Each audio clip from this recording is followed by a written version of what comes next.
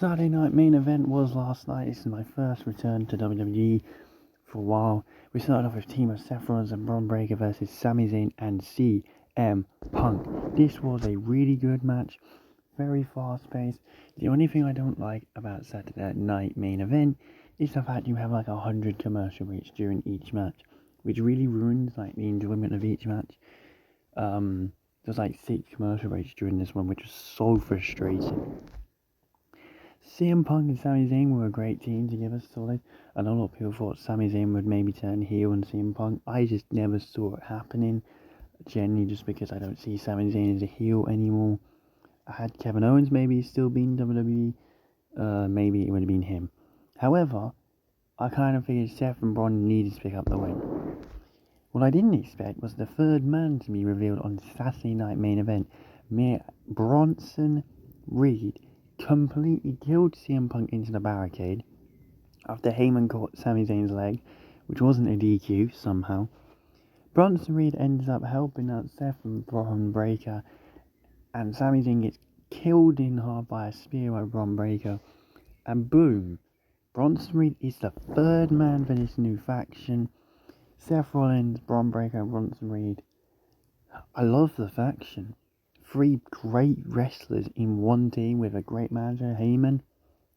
I'm ready for this. I'm really excited to see who's going to go up against them. I think it might be Roman, Punk, and Sami at Money in the Bank.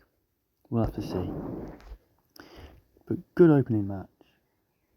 Strong performance. It's just annoying about how many adverts there are because, the show could benefit from no adverts. Bronson Reed would then tsunami CM Punk after Punk tried to come at Heyman. It's good to see Bronson Reed back from his injury, and it's good to see he's still doing the tsunami, so there's no changes to that.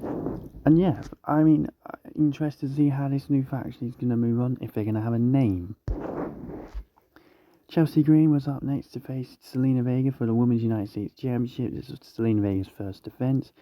Decent match, solid performance, love the gear from both Chelsea and Selena. Glad a women's match was added onto the pay-per-view because I was a bit worried it wouldn't be. However, we also got announcements during the show that Evolution would be the Sunday, I think the 13th of July, and the 12th of July is this next Saturday night main event. All of them in Atlanta. I'm a big fan of Selena Vega. I know a lot of people don't give her a good crowd reaction, but I'm pretty sure she got a pretty good reaction here. Selena Vega came out again, great year as well. Lovely seeing her as the United States Champion. This was a quick, solid match. Selena Vega won with a code red. Really quick. But most matches were quite quick tonight. Entrances were sometimes longer than the match, as we'll talk about the next match. But I'm glad Selena picked up the win. John Cena versus R-Truth was next, and this is what I'm on about. The entrances for Cena and R-Truth combined were actually longer than this entire match. Cena came out, the crowd popped at his theme song, and then boo him as soon as he gets into the ring. I still don't know how I feel about Cena being a heel in his final run. This was a match which I guess was necessary, but we knew it wasn't going to be anything good. I would have laughed if R-Truth had somehow accidentally won, but they didn't go that route. Instead, we had Cena doing the last real champion, the GOAT is here, blah blah blah stick. We all waited for R-Truth to come out. R-Truth, though, would make us wait for a bit longer until John Cena's music hit yet again, and it was R-Truth coming out as Ron Cena. This was hilarious. Now again, as I said, the match didn't go long at all. In fact, it was probably maybe 4 or 5 minutes maximum. I think they didn't. I'm not sure. I don't know if it even got an ad break in. This match was so short. But again, if you're in the arena, you're not going to see the ad breaks, so it's going to be a lot better match for you. R-Truth was just hilarious. It was like the face Cena versus the heel Cena. Cena would it turn kind of for about 5 seconds. The crowd started cheering, and then Cena would low blow R-Truth, hit the AA and pick up the win. But during this, before that happened, R-Truth actually got to hit an AA on Cena and the STFU, but he didn't get the win, unfortunately. And then, Cena would then lay out R-Truth with the title after the match and walk off. But it wouldn't be the last we see of John Cena, because he would then interact backstage with Jey Uso. talking about how the pressure's on him to beat Logan Paul. Spoiler for later on. Cena then, I don't know, there may be a video soon about how I feel his heel run's going and how maybe I would rebook it, because I'm not sure how I'm doing with this. Damian Priest versus Drew McIntyre was their fourth match, and it was in the side of steel cage. I enjoyed the match a lot. Again, ad breaks really did ruin matches, but this one didn't suffer from it because it's a steel cage match. You know, there's going to be a lot going on. It was a decent match. Do I think they got the wrong winner? Yes. I thought Drew McIntyre was going to win. I know there was reports that Drew was suffering from neck injuries, which is why Damian Priest, I guess, picked up the win after hitting a concerto. Drew had kicked out earlier on of a South of Heaven. Damian had kicked out of a Claymore. Drew tried to Claymore Priest into the steel chair spot like he did in WrestleMania. Didn't work out this time. Priest would hit a concerto and then would walk out of the cage, not pinning Drew.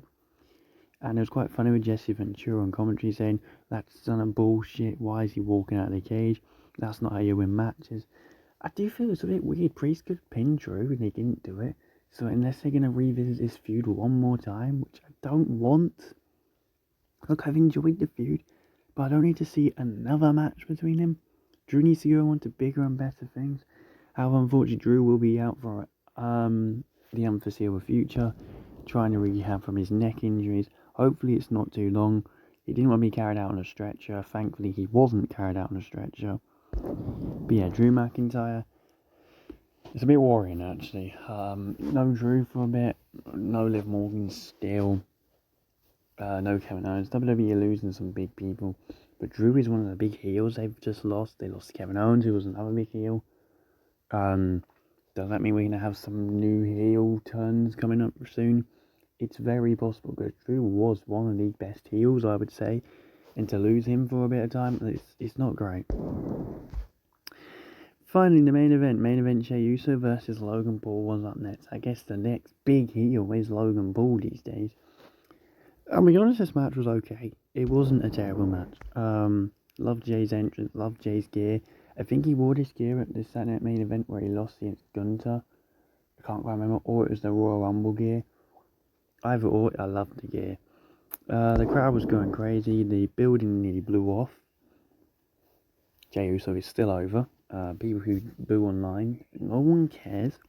I like Logan Paul's theme song. I really do. The humble theme song. Like, I don't like Logan Paul as a person. I like him in the ring. I like his theme song, and he's a good heel. But the rest of him, I don't like him outside of the ring at all. But this was a decent match. It wasn't that, oh my god, this is going to be terrible, these two both can't wrestle. It wasn't terrible at all. But I knew shenanigans were going to happen. What I didn't expect is John Cena to nearly cost Jey Uso the championship tonight. But that nearly happened. Cena would pull the ref out of the ring after Jade had a spear, which again, this didn't cause a DQ somehow. Would start beating up Jey Uso. Logan Paul, oh my god, Logan's going to win.